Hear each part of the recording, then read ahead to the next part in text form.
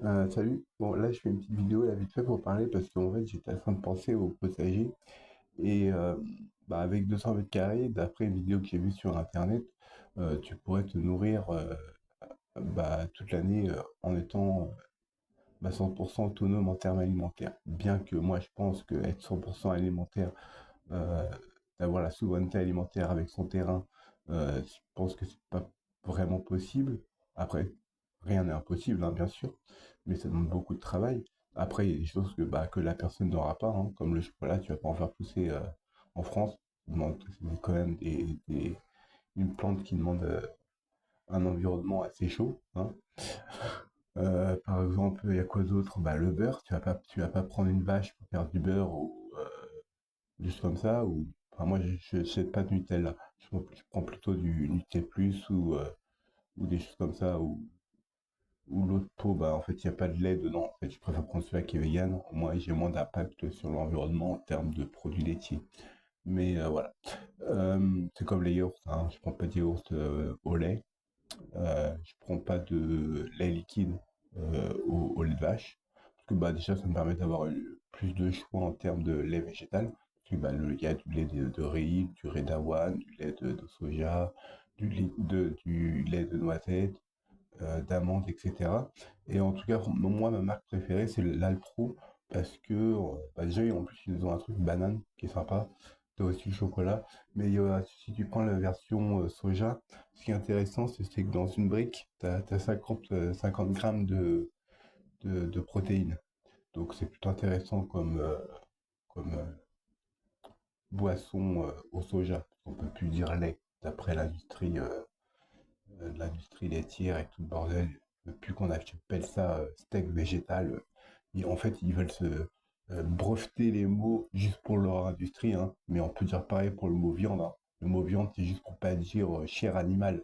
Parce que tu marques sur les paquets de chair animale, tu marques chair animale de porc, bah, les gens ils font le lien direct avec la chair, tu vois, la chair de l'animal. Alors que tu mets viande, bah, tu vois, ça les détache un peu émotionnellement et un peu intellectuellement ce qui se passe dans les abattoirs. Tu vois, les animaux sont butés et tout, et donc mordus en viande. Les gens font pas le lien, et en plus ils prennent ça pour une normalité de manger des animaux, alors que c'est pas du tout normal de tuer des animaux en 2025. On vit dans un monde moderne, on a des magasins dans tous les coins de rue, nous vivons dans un pays riche. Après, je critique pas les pays africains qui sont très pauvres, qui ont besoin de vivre de la chasse, ou les Inuits qui ont besoin de pêcher ou autre pour s'alimenter. Mais en tout cas, nous, dans les pays riches, comme la Belgique, la Suisse, la France, l'Italie, l'Espagne, etc., on peut tout à fait être, en tout cas, la plupart des pays européens peuvent être végétariens. C'est pas le problème. Et d'ailleurs, en France, le végétarisme, il y en a de plus en plus de personnes qui sont végétariens.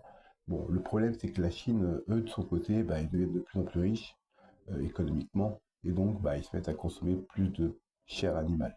Donc, ça crée. En fait, nous, on devient végétarien, donc on réduit notre impact carbone sur la planète, mais eux, ils en consomment plus. Il faut pas oublier qu'ils sont 1,4 milliard.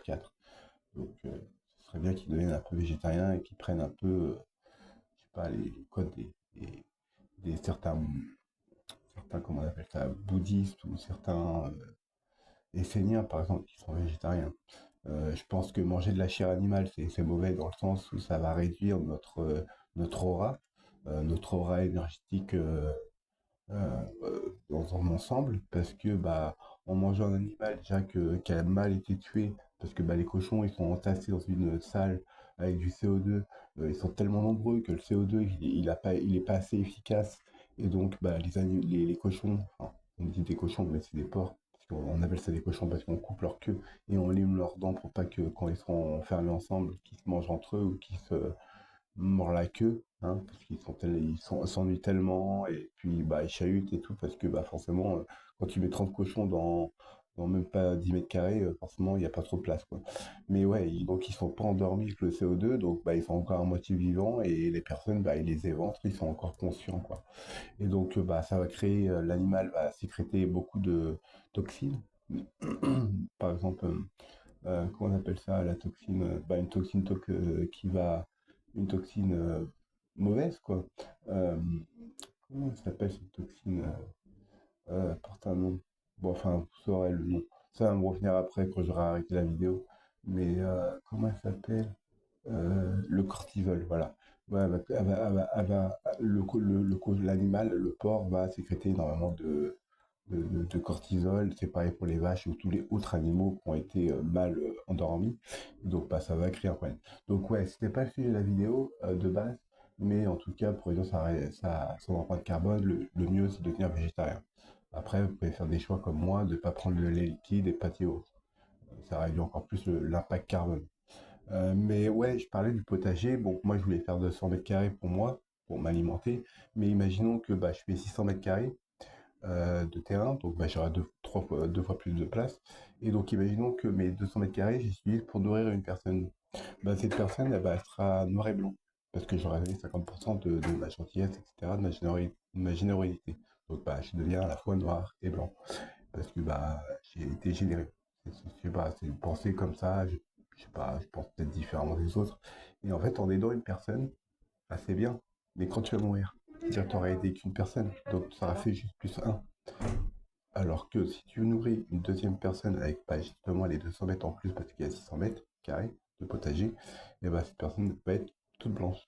Enfin, toute blanche dans le sens où euh, ta générosité, elle est pure. C'est-à-dire que tu vas nourrir deux fois plus que toi-même. C'est-à-dire que quand tu vas mourir, t'auras aidé deux personnes. Donc tu auras fait un plus sur la planète. Tu n'auras pas créé un neutre. Parce que bah, si tu nourris une personne et que bah, toi tu meurs, bah, au final, bah, ça donne un neutre. Parce que bah, toi tu meurs et l'autre personne tu l'as aidé, certes. Mais ça crée un neutre, donc à zéro, en quelque sorte. Alors que si tu nourris deux personnes, c'est plus que ta somme de toi, enfin, je veux dire plus que un, quoi. Donc, bah, voilà, ça fait que bah, c'est positif. Alors que nourrir une personne, c'est bien, c'est positif, mais c'est pas suffisant. Le minimum, ce serait de nourrir deux personnes, si c'est possible. Après, bah, si c'est plus, tant mieux. Et donc, la personne, ça fait que bah, quand on met les deux personnes qu'on a aidées, bah, ça fait le trois quarts blanc et un quart noir, en quelque sorte. Et 75% de blanc et 25% de noir. Et quand on réfléchit un peu, euh, bah, l'école, par exemple, on dit qu'il y a euh, un tiers de surdoués laminaires, donc qui vont exceller dans un domaine ou plusieurs, ou les surdoués complexes. Eux, ça va être plus au niveau des émotions, etc. Et donc, je sais pas si c'est plus difficile de les détecter, mais en tout cas, le fonctionnement n'est pas le même entre un laminaire et un complexe.